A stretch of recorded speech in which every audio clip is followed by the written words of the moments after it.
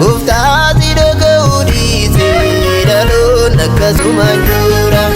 Namaaf gargaarsa laata qajeelummaan kan jiraatu waan hundumaa dursisiise abbaa koo kan si sodaatu.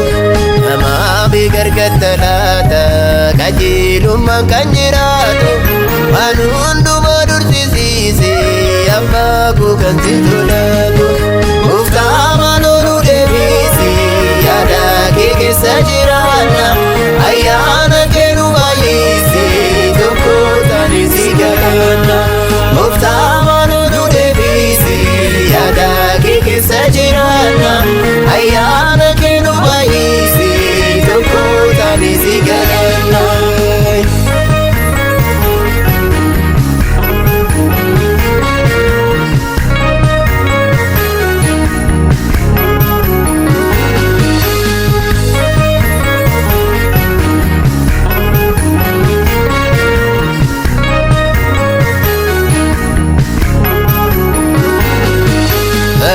Jameenyi guuteera homtuu koreessaan ilaalu lubbuun babal'achaa deeme nama beekan madaalu. Balleessaan gaarii fakkaate namni karaarraa goreera maaloo gooftaa koonu maali akki keenya baay'ateera. Balleessaan gaarii fakkaate namni karaarraa goreera maaloo gooftaa koonu maali akki keenya baay'ateera.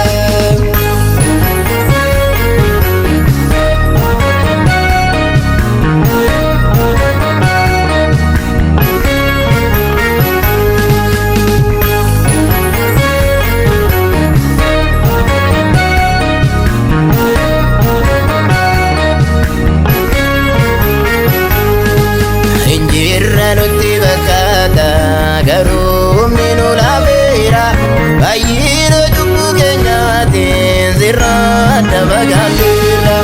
Waaqayyo araara qabeessa jennee beekaa balleessina guyyaa firdiif nu dhiyeessi nu deebisee hin deebina.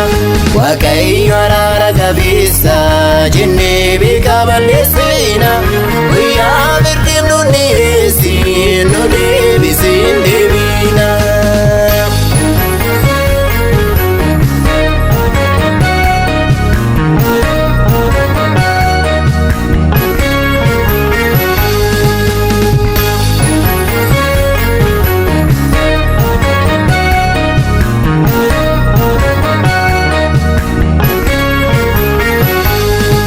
Garaa keenya guutuudhaan hin deebina gara keetti nun fayyadu biyyi lafaa nu wayyabba mana keetti. Hin areegannu akka keetti wanta gaarii kan nuuf yaadu dabarsite nun kennini hin jiru kan nu fayyadu. Hin areegannu akka keetti wanta gaarii kan nuuf yaadu dabarsite nun kennini hin jiru kan nu fayyadu.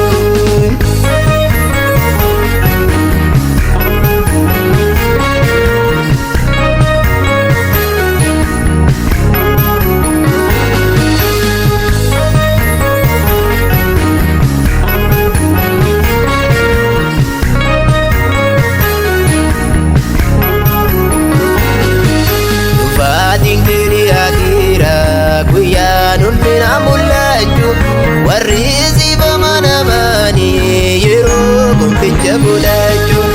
Nu garee gaarii waaqayyoo koo dhumni keenya akka bareedu bu'aa garaa dalgaa dhiifnee lubbuu keenyaaf si barbaadu.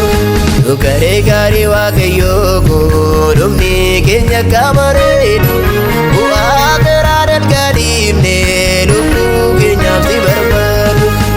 Nu barsiisi yaada kee nu barsiisi yaada kee nu baay'isa yaada kee nu barsiisi yaada kee nu barsiisi yaada kee nu baay'isa yaada kee. Nu barsiisi yaada kee nu barsiisi yaada kee nu baay'isa yaada.